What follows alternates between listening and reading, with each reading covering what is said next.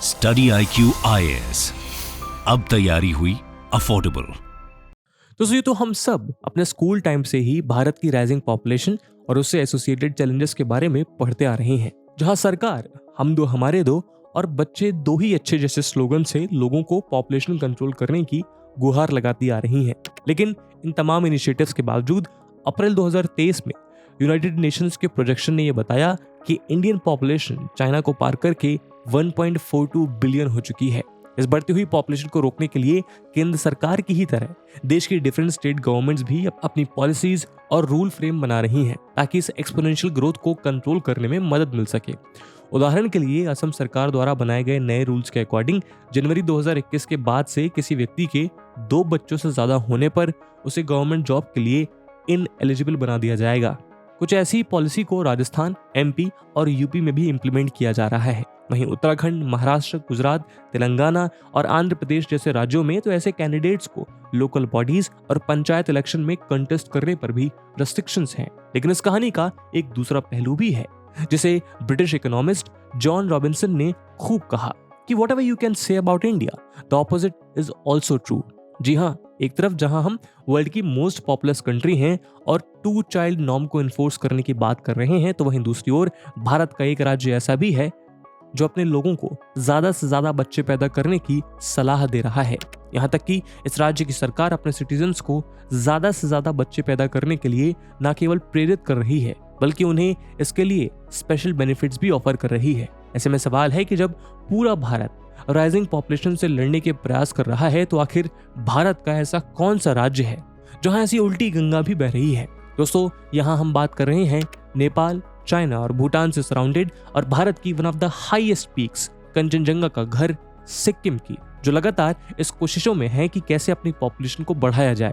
तो चलिए आज हम इसी रहस्य को समझने का प्रयास करते हैं कि आखिर सिक्किम ऐसा क्यों कर रहा है। क्या ये उसकी चाइना से खुद को बचाने की कोई स्ट्रैटेजी है या फिर कुछ और? इस वीडियो की इंपॉर्टेंस यूपीएससी प्रीलिम्स और GS मेंस के पेपर 1 के पॉपुलेशन एंड एसोसिएटेड इश्यूज से जुड़े सेक्शन के लिहाज से इंपॉर्टेंट है। इसके बारे में हम वीडियो के अंत में और भी बात करेंगे, पर फिलहाल के लिए अपने डिस्कशन को हम आगे बढ़ाते हैं। दोस्तों, सिक्किम भारत का लीस्ट पॉपुलस स्टेट है। 2011 सेंसस के अनुसार यहाँ की पॉपुलेशन 6.11 लाख थी। वहीं 2021 प्रोजेक्शंस करेंटली 6.8 लाख पॉपुलेशन होने का दावा करते हैं। सिक्किम का डिकेडल पॉपुलेशन ग्रोथ रेट 1991 से 2001 में 33% था, जो 2001 से 2011 में 13% हो गया था।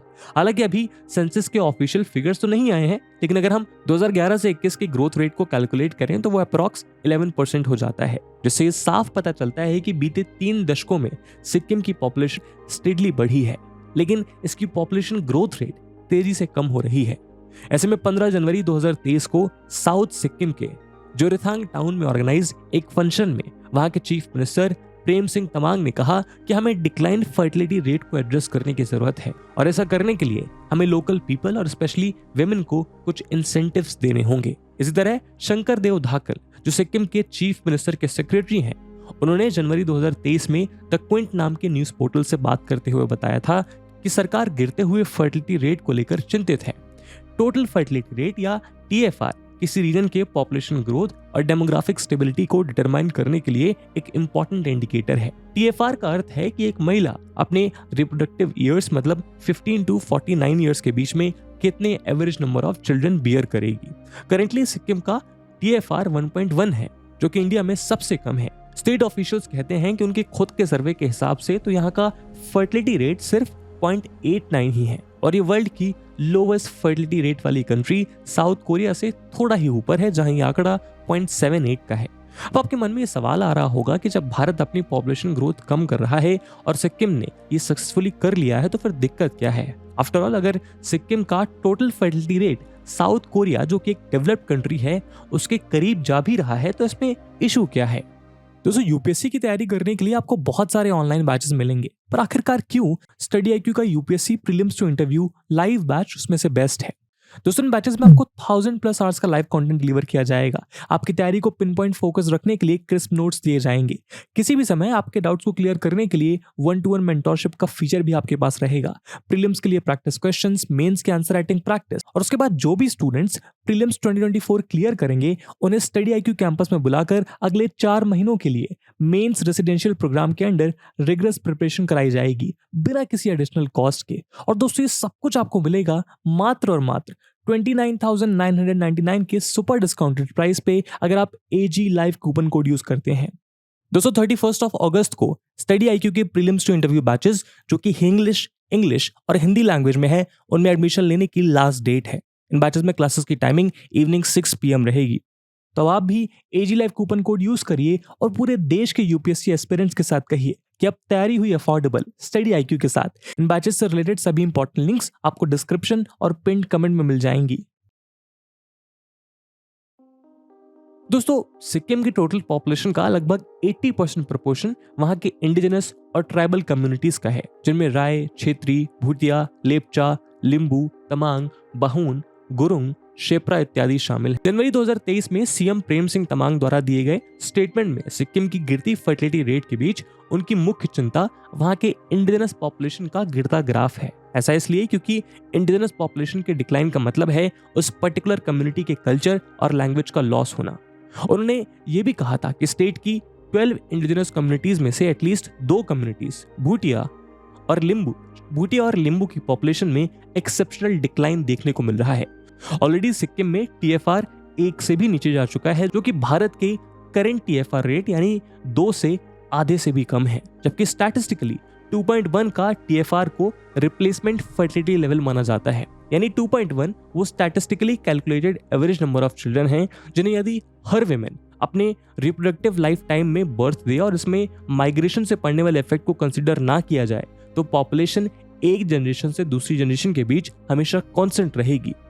ऐसे में सिक्किम की कम पॉपुलेशन और ऊपर से इतनी तेजी से गिरता TFR उसके लिए और खास तौर पर सिक्किम के इंडिजिनस पॉपुलेशन की कल्चरल आइडेंटिटी के लिए एक खतरे की घंटी है, क्योंकि सिक्किम में लोगों में एक डर ऐसा भी है कि अगर फर्टिलिटी ऐसे ही लो रही तो आने वाले वक्त में वो और उनका रिस्पेक्टिव कल्चर भी डिसअपियर या विलुप्त हो सकता है। साथ ही अगर हम सिक्किम की डेमोग्राफी पे एक बार फिर नजर डालें तो हम देखेंगे कि वहाँ मेजोरिटी में 3 एथनिसिटीज के लोग हैं, भूटिया, लेपचा और सिक्किमीज नेपाली, जो कि वहाँ की पॉपुलेशन का अप्रॉक्स 90% है। इनमें से भूटिया और लेपचा बुद्धिस्ट हैं, जबकि सिक्किमीज नेपाली हिंदू।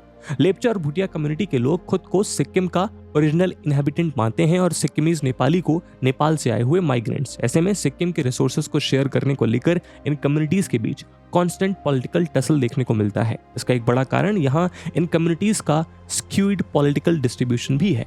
जब सिक्किम में 1891 में पहला सेंसस हुआ था तो यहाँ भूटिया की पॉपुलेशन थी 16%, लेपचा की 19%, सिक्किमीज नेपाली की 56%, जबकि 9% अदर्स थे।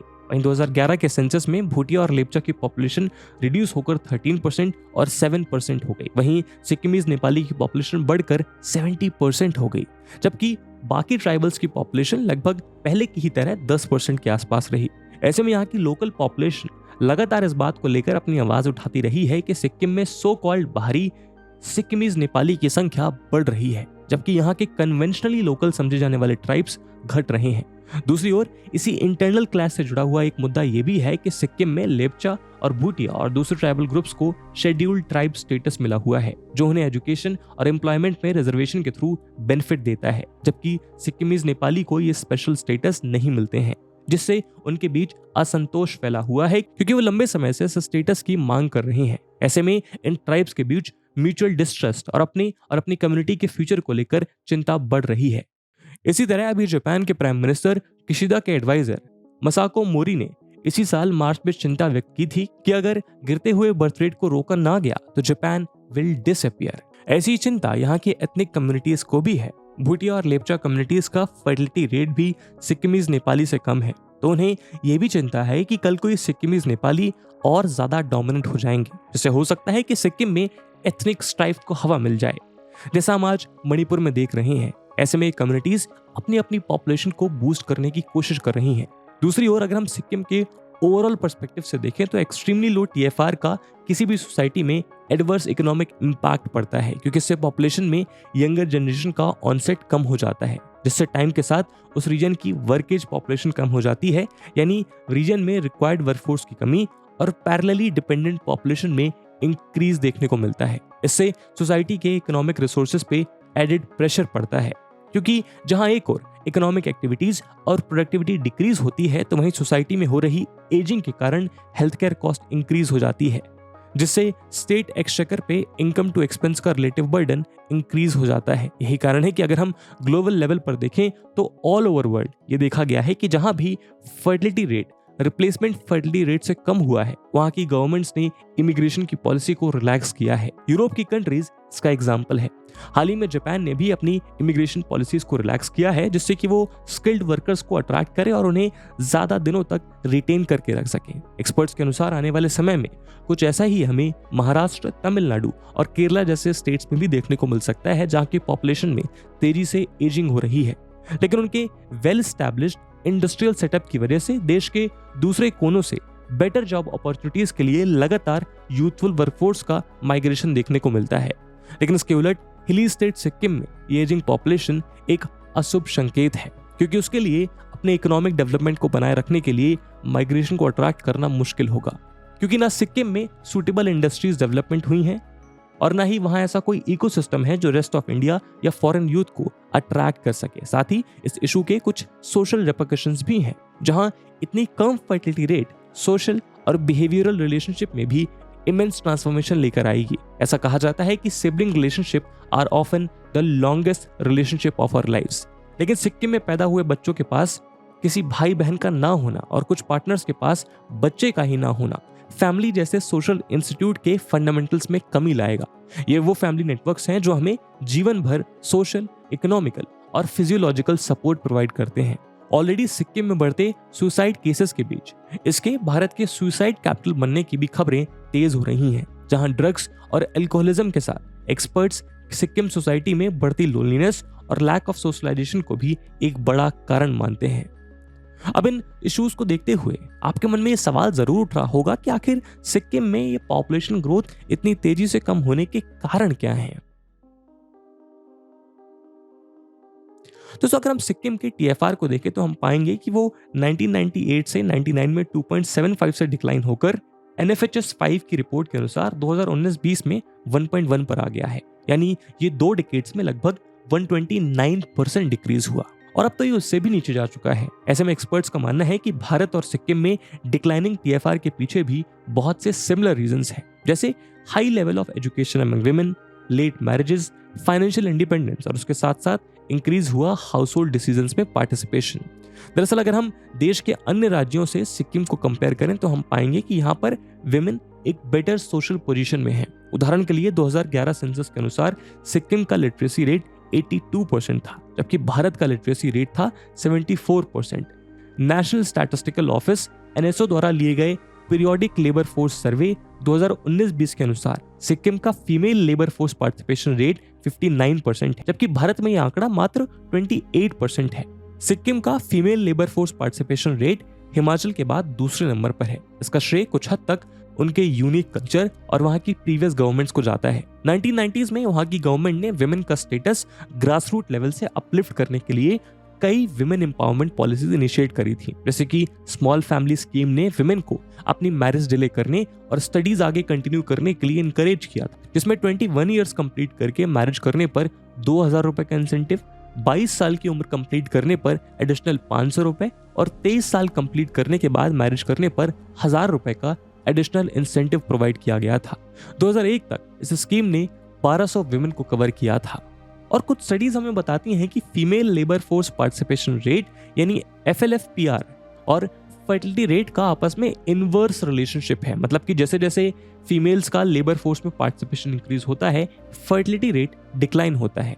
बेटर एजुकेशन और प्राइवेट सेक्टर के एक्सपेंशन से आई नई एम्प्लॉयमेंट अपॉर्चुनिटीज के कारण विमेन की डिपेंडेंस प्राइमरी सेक्टर यानी एग्रीकल्चर और एग्रीकल्चर रिलेटेड वर्क में ड्रास्टिकली कम हुई है और घर और अपनी फील्ड से जुड़े कामों की जगह करियर रिलेटेड वर्क्स में विमेन ने अपनी जगह बनाई है। इसके साथ साथ वहां विमेन के लिए स्टेट गवर्नमेंट जॉब्स और पब्लिक सेक्टर अंडरटेकिंग्स जॉब में गवर्नमेंट ने 30% रिजर्वेशन प्रोवाइड किया हुआ है। नेशनल फैमिली हेल्थ सर्वे 4 यानी 2015-16 के अनुसार सिक्किम में 85% महिलाओं के पास फ्रीडम ऑफ मूवमेंट है, जैसे कि बाजार जाने की, हेल्थ फैसिलिटीज तक जाने की, अपने गांव या कम्युनिटी से बाहर मूव करने की आजादी है। NFHS 4 के ही अनुसार सिक्किम में 95% married women house hold decisions में पार्टिसिपेट करती हैं, जबकि इंडिया का नेशनल एवरेज है 84%। इसी सर्वे के अनुसार सिक्किम में 80% विमेन के पास यूज के लिए मोबाइल फोन है, जबकि नेशनल लेवल पे यही आंकड़ा 46% है। ये सभी स्टैट्स सिक्किम में विमेन की इंडिया के कंपैरिजन में मोर एम्पावर्ड पोजीशन की ओर इंडिकेट करते हैं, जो कि एक बहुत अच्छी बात है। लेकिन कई सोशियोलॉजिकल स्टडीज ऐसा भी सजेस्ट करती हैं कि विमेन एम्पावरमेंट और फर्टिलिटी रेट का इनवर्स रिलेशनशिप है, मतलब एक कम होता है तो दूसरा बढ़ता है। हायर एजुकेशन, करियर एस्पिरेशंस और विमेन के इंक्रीज्ड एम्प्लॉयमेंट के कारण मैरिजेस लेट हो रही हैं और मां बनने की उम्र भी इंक्रीज हुई है। लेट मैरिज के कारण विमेन के रिप्रोडक्टिव लाइफ स्पैन में कमी आती है और लेट मदरहुड की वजह से विमेन को कंसीव करने में भी प्रॉब्लम हो रही है। 2022 की एक study decreasing fertility trend in Sikkim and area of concern कहती है कि मां के एजुकेशनल स्टेटस और कम संख्या में बच्चों का पॉजिटिव कोरिलेशन है। उस स्टडी में पाया गया कि 52% विमेन जिनके पास ग्रेजुएशन या उससे ऊपर की डिग्री थी, उनका सिर्फ सिंगल चाइल्ड था। वहीं 36% विमेन जिनके पास कोई डिग्री नहीं थी, उनके 3 या उससे ज्यादा बच्चे थे। इसके अलावा वर्किंग विमेन के लिए बिना चाइल्ड केयर असिस्टेंस के दूसरा बच्चा मैनेज करना मुश्किल हो जाता है। Resource constrain, rising educational expenses और एवर राइजिंग इन्फ्लेशन के कारण जॉब क्विट करना भी लोगों को एक वायबल ऑप्शन नहीं दिखता है। इन सब वजहों से मैरिड कपल्स के मन में कम बच्चे करने या बच्चे ही ना करने जैसे आइडियाज पैदा होते हैं, जो उन्हें प्रैक्टिकल और बेनिफिशियल सॉल्यूशंस तो देते हैं, लेकिन लॉन्ग रन में सोसाइटी की स्मूथ फंक्शनिंग के लिए प्रॉब्लमैटिक हो जाते हैं। ऐसे में इन सारे इश्यूज को एड्रेस किया जाना जरूरी है ताकि समय रहते उनके सॉल्यूशंस को खोजकर सिक्किम को इस रिड्यूसिंग पॉपुलेशन सिंड्रोम से बचाया जा सके। दोस्तों, जैसा कि हमने पहले भी बात की कि सिक्किम के चीफ मिनिस्टर प्रेम सिंह तमांग ने जनवरी में कहा था कि हमें डिक्लाइनिंग फर्टिलिटी रेट को अरेस्ट करने की जरूरत है और ऐसा करने के लिए हमें लोकल पॉपुलेशन को और विमेन को इंसेंटिवाइज करना होगा। असल में गवर्नमेंट की ऐसी पॉलिसीज जो लोगों को फाइनेंशियल इंसेंटिव्स प्रोवाइड करके बर्थ रेट इंक्रीज करना चाहती हैं, वो प्रोनैटलिस्ट पॉलिसीज कहलाती हैं। इस ऑब्जेक्टिव के साथ सरकार ने बर्थ रेट को इंप्रूव करने के लिए नवंबर 2021 में गवर्नमेंट ऑफिसेज में काम कर रही महिलाओं को 365 डेज की मैटरनिटी लीव और आदमियों को 30 डेज की पैटर्निटी लीव प्रोवाइड करने का वादा किया था, ताकि महिला और पुरुष दोनों एक साथ मिलकर बच्चे की देखरेख कर सकें। अप्रैल 2022 में सिक्किम गवर्नमेंट ने वात्सल्य स्कीम को लॉन्च किया, जिसके अंतर्गत कपल्स को इन विट्रो फर्टिलाइजेशन यानी IVF के लिए 3 लाख रुपए का फाइनेंशियल असिस्टेंस दिया जाएगा। यह स्कीम उन विमेन के लिए है जो नेचुरली कंसीव नहीं कर पा रही हैं, और इस स्कीम के लिए गवर्नमेंट और नॉन गवर्नमेंट एम्प्लॉइज दोनों ही एलिजिबल हैं। इसी साल जनवरी में माघे संक्रांति फंक्शन में वहां के सीएम ने कहा था कि अब तक 38 विमेन IVF फैसिलिटी से कंसीव कर चुकी हैं और उसमें से कुछ मां भी बन चुकी हैं। सिक्किम के चीफ मिनिस्टर प्रेम सिंह तमांग ने जनवरी में फर्टिलिटी रेट को ओवरकम करने पर जोर दिया था। 10 मई 2023 को सिक्किम के डिपार्टमेंट ऑफ पर्सनल ने एक नया नोटिफिकेशन रिलीज किया। इसमें सिक्किम के स्टेट गवर्नमेंट एम्प्लॉइज को 2 या 2 से ज्यादा बच्चे करने पर एडवांस और एडिशनल इंक्रीमेंट देने की बात की गई। 2 सर्वाइविंग चिल्ड्रन के लिए एक एडवांस इंक्रीमेंट और 3 सर्वाइविंग चिल्ड्रन के लिए एक additional increment Sikkim government provide करेगी। यह स्कीम 1 जनवरी 2023 से रेट्रोस्पेक्टिवली इंप्लीमेंट की जाएगी। सिक्किम गवर्नमेंट ये प्लान कर रही है कि नॉन गवर्नमेंट एम्प्लॉइज के लिए भी एक इकोनॉमिक पैकेज लाए, जैसे कि 1 लाख रुपए की grant for second child. Chief minister ने यह भी अनाउंस किया है कि स्टेट गवर्नमेंट 40 साल से ज्यादा की विमेन को as a child care assistant hire करेगी और वो असिस्टेंट्स गवर्नमेंट एम्प्लॉइज की 1 ईयर की मैटरनिटी लीव कंप्लीट होने के बाद उनकी न्यूबॉर्न बेबीज की देखभाल करेंगी। उन्हें 1 साल के लिए हायर किया जाएगा और 10,000 रुपए का मंथली रेम्यूनरेशन दिया जाएगा। दोस्तों, सिक्किम गवर्नमेंट के इन प्रयासों के बीच एक बहुत बड़ी जरूरत लोगों में विश्वास बढ़ाने की भी है। विश्वास न केवल साथ साथ रह रही कम्युनिटीज के बीच, बल्कि विश्वास गवर्नमेंट इंटरवेंशंस के लिए भी। उदाहरण के लिए मई 2023 में सिक्किम से एक न्यूज आई कि अर्पणा छेत्री, जो एक 40 ईयर ओल्ड सिविल सर्वेंट है और जिन्हें अपने सेकंड IVF प्रोसीजर के बाद एक बेबी गर्ल हुई थी, वो बताती हैं कि लोग उनसे पूछते हैं कि क्या तुम्हें बेबी इंजेक्शन से हुआ है। दरअसल IVF को लेकर लोगों में एक वाइड स्प्रेड स्टिग्मा है कि IVF से होने वाले बच्चे प्लास्टिक बॉक्सेस में बनते हैं और वो जेनेटिकली किसी और के बच्चे होते हैं। ऐसे में गवर्नमेंट को इस दिशा में भी अवेयरनेस बढ़ाने की जरूरत है कि कहीं सोशल स्टिग्मेटाइजेशन का फियर गवर्नमेंट की इन प्रोनैटलिस्ट पॉलिसीज पर भारी न पड़ जाए। इसी तर्ज पर गवर्नमेंट को प्रोएक्टिवली चाइल्ड केयर असिस्टेंस को भी नॉर्मलाइज करने के लिए अवेयरनेस कैंपेन्स चलाने चाहिए और लोकल कम्युनिटी को भी इन्वॉल्व करना चाहिए, वरना कहीं ऐसा ना हो कि मैटरनिटी लीव के बाद 1 साल तक चाइल्ड केयर असिस्टेंस लेने वाली मदर्स को लोग इररिस्पॉन्सिबल या टू मच इनटू जॉब के टैग देने लग जाएं। लेकिन इस सब के बीच एक और चीज है जिस पर ध्यान दिए जाने की जरूरत है। सिक्किम में डिक्लाइनिंग पॉपुलेशन को बढ़ाने के प्रयास केवल ऑब्जेक्टिव रीजंस की वजह से होने चाहिए, ना कि सोसाइटी में इंडिजिनस कम्युनिटीज के बीच बढ़ते म्यूचुअल डिस्ट्रस्ट की वजह से। ऐसे में सरकार को चाहिए कि वो लगातार इन कम्युनिटीज में कॉन्फिडेंस बिल्डिंग मेजर्स की ओर कोशिशें जारी रखें। दोस्तों, कबीर दास जी जीवन में दुनिया में संतुलन के विषय में लिखते हैं, अति का भला ना बोलना, अति की भली ना चूप, अति का भला ना बरसना, अति की भली ना धूप। थानोस मार्वल सिनेमैटिक यूनिवर्स का एक super villain Avengers infinity war movie में गेमोरा की एक नाइफ को मोटिव बनाकर अपना जीवन दर्शन का परिचय देते हुए कहता है, perfectly balanced as all things should be. इसी तरह दोस्तों, हमने आपने अभी देखा कि फर्टिलिटी रेट जरूरत से ज्यादा हो जाए या जरूरत से कम, सोशियो इकोनॉमिक प्रॉब्लम्स दोनों ही केसेस में शुरू हो जाती हैं और फर्टिलिटी रेट में बैलेंस इंडिया और डिफरेंट स्टेट्स की सोशियो इकोनॉमिक नीड्स को फुलफिल करने के लिए कितना डिजायरेबल है। सिक्किम में 2022 में हुई इस स्टडी के अकॉर्डिंग वहां 76% कपल्स का परसेप्शन है कि आइडियल फैमिली का अर्थ है 2 बच्चे, जबकि सिर्फ 10% कपल ने सिंगल चाइल्ड को आइडियल फैमिली कहा था। हम आशा करते हैं कि सिक्किम गवर्नमेंट की प्रोनेटलिस्ट पॉलिसीज की हेल्प से वहां के मैरिड कपल्स अपने आइडियल फैमिली की कॉन्सेप्शन को रियलाइज कर पाएं और आने वाले सालों में वहां के फर्टिलिटी रेट में विजिबल इंप्रूवमेंट हो, लेकिन किसी सोशल प्रेशर या कम्युनिटी मिसट्रस्ट की वजह से नहीं, बल्कि अपनी सेल्फ मेड चॉइसेस की वजह से। और इसी उम्मीद के साथ आज की वीडियो को हम यहीं विराम देते हैं। इस वीडियो की इंपॉर्टेंस यूपीएससी प्रीलिम्स और मेंस में देखते हुए एक सवाल हम आपके लिए छोड़कर जा रहे हैं, जिसको आपको कमेंट सेक्शन में आंसर करना है। तो question is, declining fertility rate will lead to immigration which will inevitably change the existing structure of family and society. Discuss. Also suggest measures to tackle the rapid decline in fertility rate. And with this question, my friends, that's it for the video. I hope आपको video पसंद आई होगी, और अगर पसंद आई है तो अपने दोस्तों के साथ शेयर करना मत भूलिएगा। मिलते हैं अगली वीडियो में, तब तक के लिए जय हिंद, जय भारत। स्टडी IQ IAS, अब तैयारी हुई अफोर्डेबल।